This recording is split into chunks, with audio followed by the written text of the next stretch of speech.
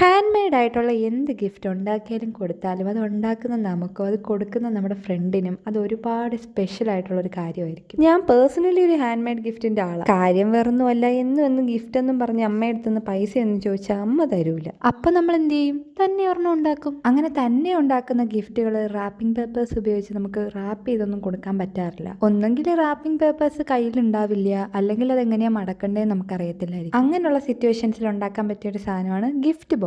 ചെയ്യാനാണെങ്കിൽ പ്രത്യേകിച്ചൊന്നുമില്ല. ഒരു സ്ക്വയർ പേപ്പർ എടുക്കുക, 3 ഈക്വൽ പാർട്സ് ആയിട്ട് മടക്കുക, എവിടൊക്കെയാണോ ഞാൻ കട്ട് ചെയ്തിരിക്കുന്നത് അതുപോലെ നോക്കി കട്ട് ചെയ്ത് അതെല്ലാം കൂടെ ഒട്ടിച്ചു കൊടുത്തു കഴിയുമ്പോൾ നമ്മുടെ താഴത്തെ പോർഷൻ റെഡി. ഇനി മുകളിലത്തെ ഭാഗം ചെയ്യാൻ വേണ്ടിയിട്ട് ഇതുപോലൊരു സ്ക്വയർ പേപ്പർ എടുക്കുക. ഇതിലെ മെഷർമെന്റ്സ് ഒക്കെ ഒന്ന് ശ്രദ്ധിച്ചോ, ഇല്ലെങ്കിൽ മുകളിലത്തെ ഭാഗവും താഴത്തെ ഭാഗവും തമ്മിൽ ഒരു ബന്ധം ഉണ്ടാകത്തില്ല. എന്നിട്ട് ആ 2 സെന്റിമീറ്റർ എന്ന് പറഞ്ഞ് നമ്മൾ വിട്ടേക്കുന്ന പോർഷനിലെ ഒരു സൈഡ് നമുക്ക് ഇതുപോലെ കട്ട് ചെയ്ത് കൊടുക്കാം. ആ കട്ട് ചെയ്ത ഭാഗത്തിന് നമുക്ക് ഇതുപോലെ അകത്തോട്ട് വെച്ച് മടക്കി ഒട്ടിച്ചു കൊടുക്കാം. അങ്ങനെ ഒട്ടിച്ചുകൂടെ കൊടുത്തു കഴിയുമ്പോൾ നമ്മുടെ മുകളിലത്തെ പോർഷനും സെറ്റായി. ഇനി നമ്മൾ ആ ബേസ് ചെയ്ത സെയിം കളറിലെ 2 പീസ് പേപ്പർ എടുത്ത് നമുക്ക് റിബൺ ആയിട്ട് ഒട്ടിച്ചു കൊടുക്കും. ലാസ്റ്റ് ഇതുപോലെ ഒരു ബോർഡ് എടുത്ത് ഒട്ടിച്ചു കഴിഞ്ഞാൽ നമ്മുടെ gift box ready. Board video already നമ്മുടെ ചാനലിൽ ഇട്ടിട്ടുണ്ട്, കണ്ടിട്ടില്ലാത്തവർ ചെക്ക് ചെയ്ത് നോക്കും. അതുപോലെ ഇന്നത്തെ ബണ്ണി കമന്റ്സ് ഇട്ട സജില, കല്യാണി, ആദിത്യ 3 പേർക്കും ഒരു ഹായ്.